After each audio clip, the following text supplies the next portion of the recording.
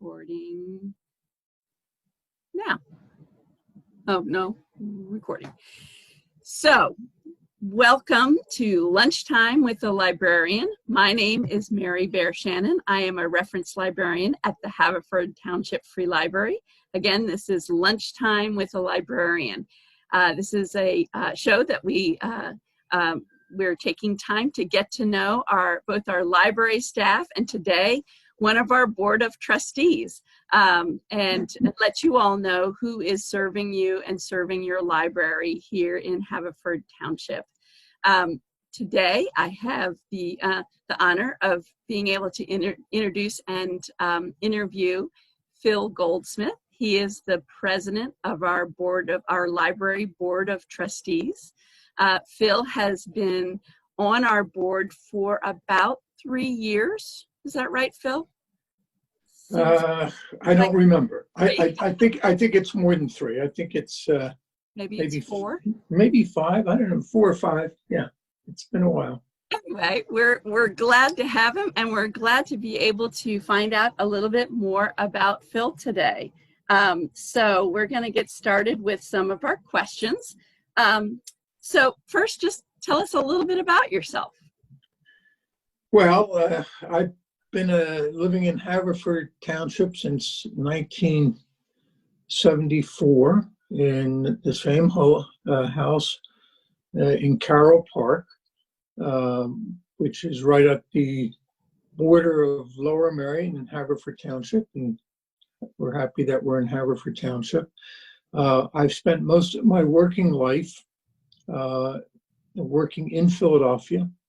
I've had a very diverse career. I was educated as a lawyer. I went to Penn State as an accounting major, and then I went to law school at George Washington University. I had a short stint at the Justice Department in Harrisburg, and then I switched into journalism.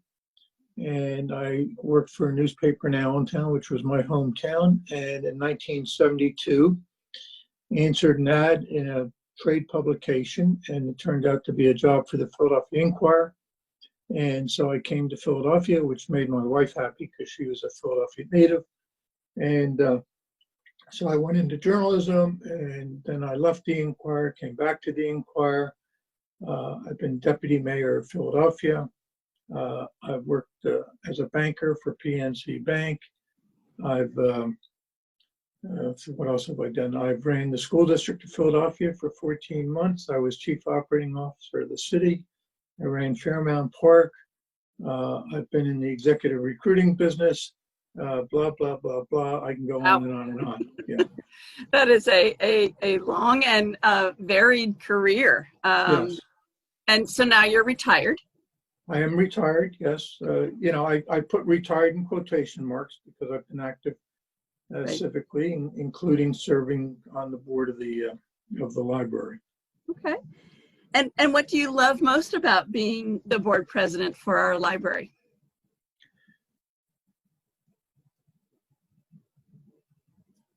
Oops. I think you froze, Phil. Phil, you still there? Libraries are a treasure, and so there's a lot of joy, some grief every once in a while, but a lot of satisfaction and joy in working. And we have a great board, great colleagues, and a great staff. So that's all good.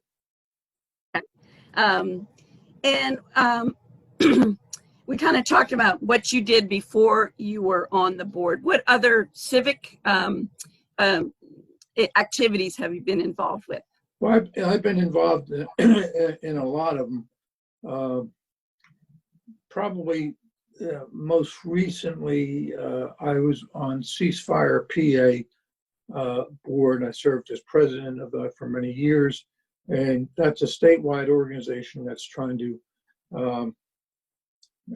reduce gun violence in the state. So that's been important for me. I'm on right now what's called the Ellis Advisory Trust. Charles Ellis was I think he was a trolley car owner, and then he started a school for orphan girls out in Newtown Square. And the school, as orphan girls started to diminish in size, they sold the school.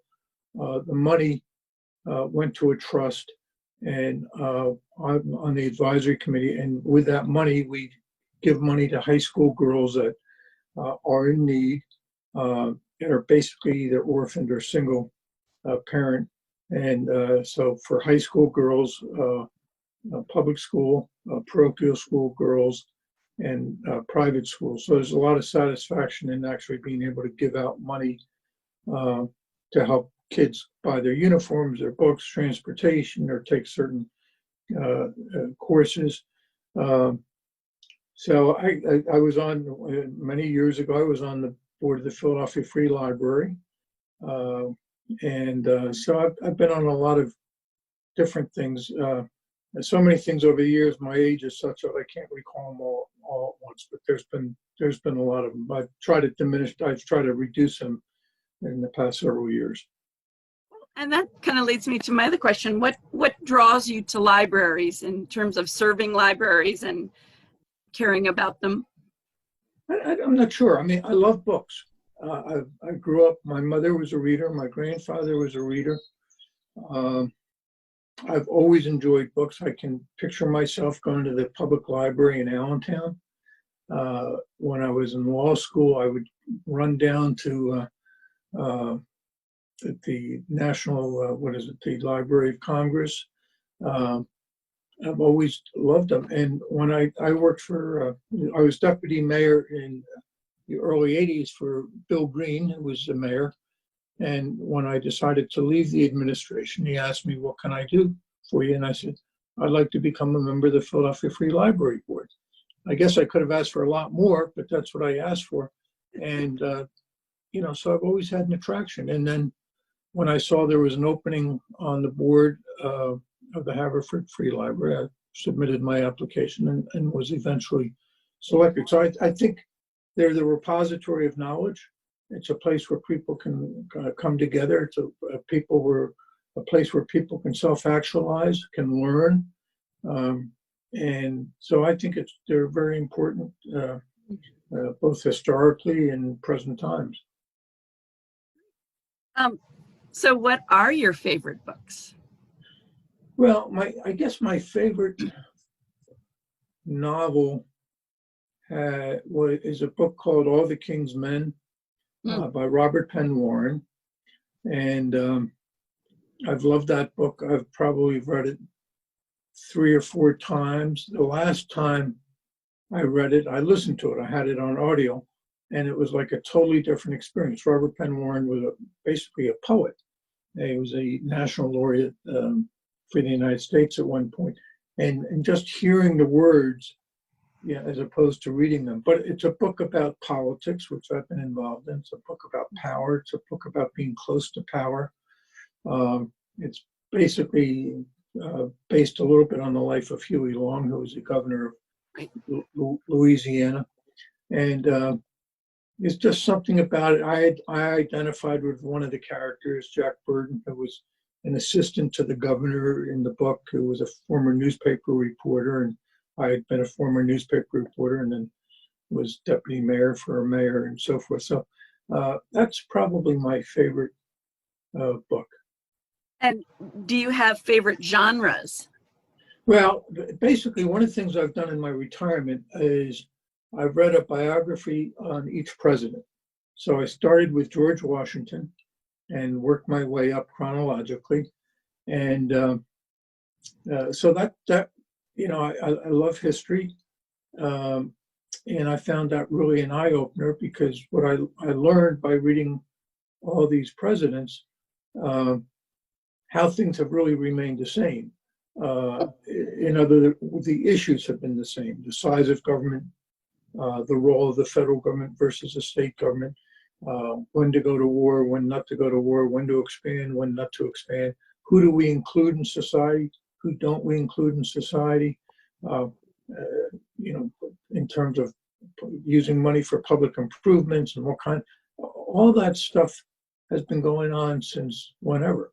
And so a lot of people fret and say, oh, they've never seen anything like this and so forth. And I said, no, that's really the nature of our history and where things are on the fulcrum change. But, you know, the size of government, that's always changing, or the role between the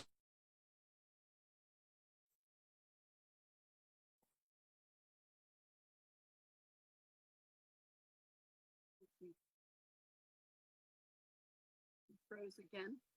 Hopefully Bill will come back. and then what you find is we put roadblocks in to make it harder. So there's this constant tussle, and we're seeing it, you know, today also. But there's really a continuity of issues over time. Yes, absolutely. Yeah, there's no, you know, no new thing under the sun, as they say. So I like that. Anything historically, I'm basically a nonfiction person. Although I do okay, read so you're nonfiction. Okay. I do read fiction and have read I probably read 15 books during the pandemic, and yeah, that's been you know, terrific. That warms my heart. Yeah. Did you have some favorite books growing up, like childhood favorites?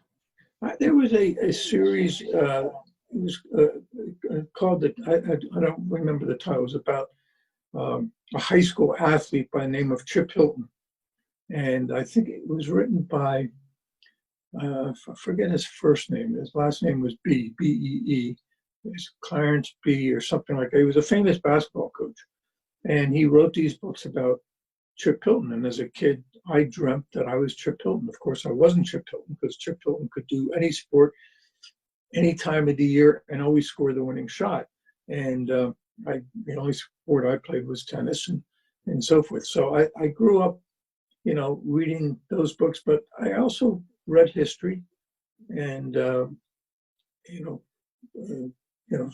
things like that. And I remember keeping a list of books I read on my bulletin board in my room, which I keep on telling my grandchildren about, that they should be doing more reading.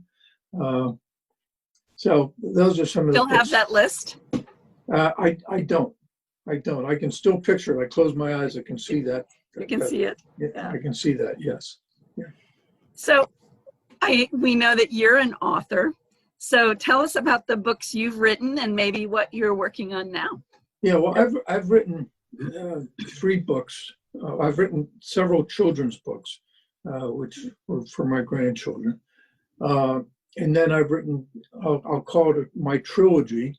As they say, write about what you know best. So I've written about myself. So my first book was called You Can Always Dream, Can't You? And it was a journal that I kept for 17 years and decided to, on my 50th birthday, which was 25 years ago, to give it to my children and my friends and family. And so I reorganized it, and rather than do it chronologically, I did it thematically. So it included, you know, a chapter like about death, you know, people dying, books about my different careers, whether it be banking or government and so forth, and journal entries that I kept over the years. And then in each chapter, I had an essay introducing that chapter. And then about 5 or 6 years ago, I decided to take a family vacation.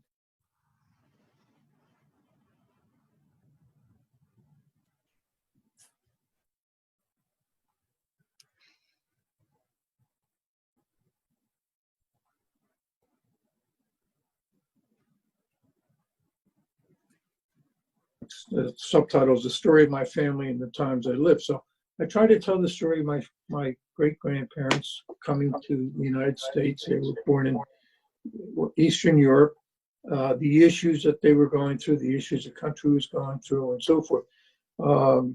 And I had a couple questions about my life that I needed answered. My grandfather and his brother came here from Lithuania or Belarus, and began, as kids, lived in the Lower East Side and formed one of the largest women's handbag companies in the country. And but somewhere along the line, the company disbanded. My father worked for it, and the next thing I know, my father was out of job, and I never knew what happened to that company. So that was part of the search. When I say in search of self and family, what happened to that? And I had some other questions. So it's a really typically a book about the immigration experience. And while I'm Jewish, a lot of people that have read it that aren't Jewish have said that's my story, because the immigration story is basically the same with every group except for African Americans, because they didn't immigrate here, they were brought here. And so Italians and Irish and so forth probably have gone through the same experience, as my family has done. So that was an eye-opener, and as I said, it was a gift to my ancestors. Without them, I wouldn't be here. And then most recently, I published this one. It's called A Philadelphia Education.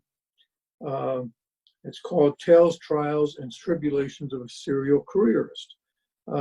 So, as I said, I've had a lot of jobs, a lot of them about in Philadelphia. I have a pretty rich history of Philadelphia. I came here in '72. Frank Rizzo had become mayor the month before I arrived.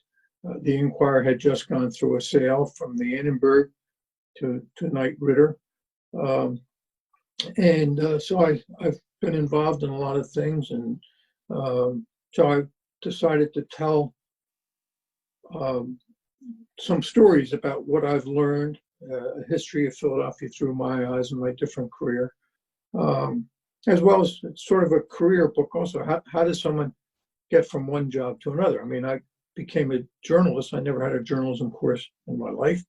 I became head of the Philadelphia Bar Association at a young age.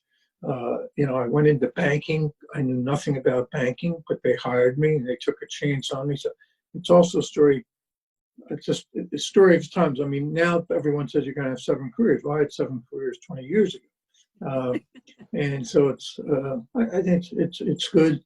It's a good story, and I've gotten good feedback on it so far. You were the trailblazer. Yeah, trailblazer, yeah.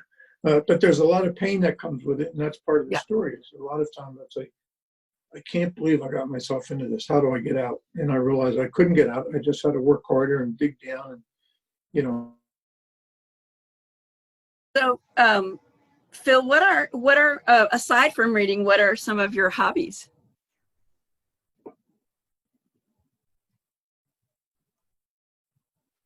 Are you still there, Phil?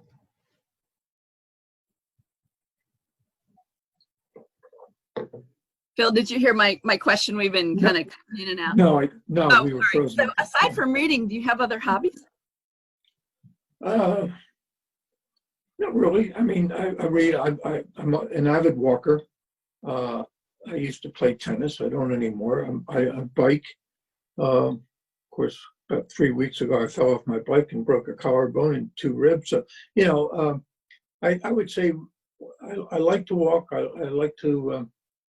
I don't do any woodworking or anything like that. I'm not handy.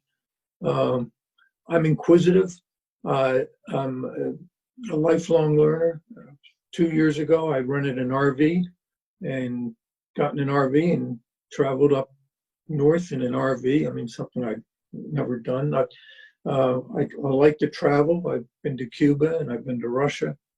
I was supposed to go to Peru in April, and that got canceled, and then Greece and so forth. So that's about it. I don't fish. I don't have the patience for fishing. So it sounds like you're a traveler. Do you still have some places on your bucket list?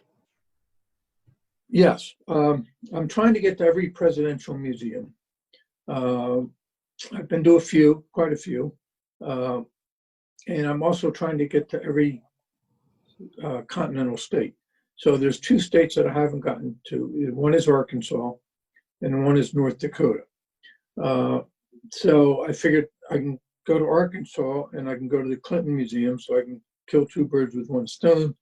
I don't know what's going to drag me to North Dakota. I'll probably, there's nothing up there that I'm familiar with. I'm sure there's plenty of good stuff. And I was going to go to Peru, and we were going to go to Greece to celebrate birthdays and so forth.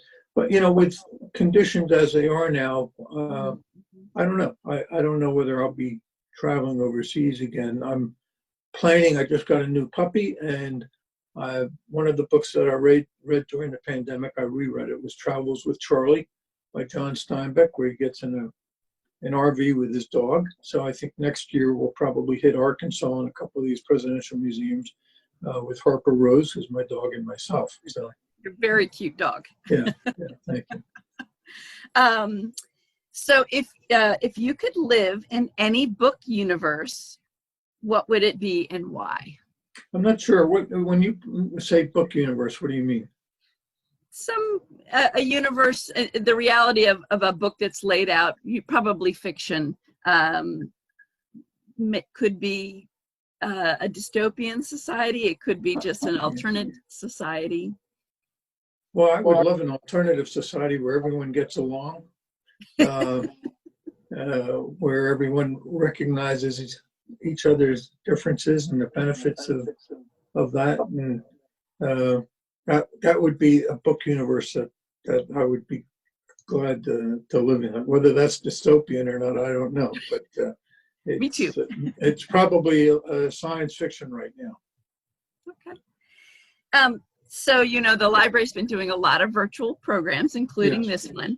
Do you have a favorite virtual program that we've done so far? Well, I'm just so proud of what the staff has done on the virtual programming. I'm a great believer in that we've got to take the library to people, and that's particularly true in Haverford Township because we only have one library.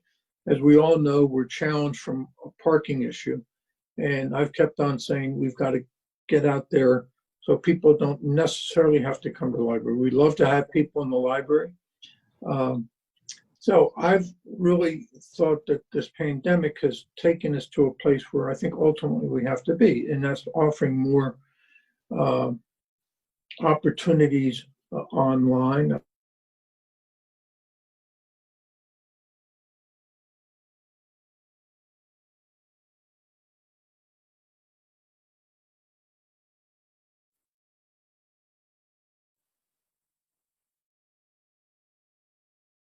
Say my favorite is cooking programs, but I think they've all been terrific, and I'm really proud of the effort the library has made with that. Well, I'm glad since I do the cooking program, so thank you. So what are you reading now? Well, I'm just reading some really good and disturbing books. I just got done reading, and I forget his name. It's called Stamped from the Beginning. It's a history of race in America. The author, and it won the National Book Award. I think it was National Book Award about 4 years ago. He also wrote a book which is getting more currency now, called How to Be an Anti-Racist. Right. And that's more of a memoir. And now I just started a book. Isabel Wilkerson wrote a book several years ago, won a Pulitzer Prize, detailing the Great Migration from the South to the North. And it's an unbelievable story. And it focuses on 3 families, but tells the story of, I think it was 6 million people that eventually came from the South to the North and settled in Chicago and Philadelphia, Detroit, New York, et cetera, et cetera. She's now written a book called Caste, C-A-S-T-E. And she's looking at the race issue through the caste system. The New York Times reviewer the other day said it's an instant classic.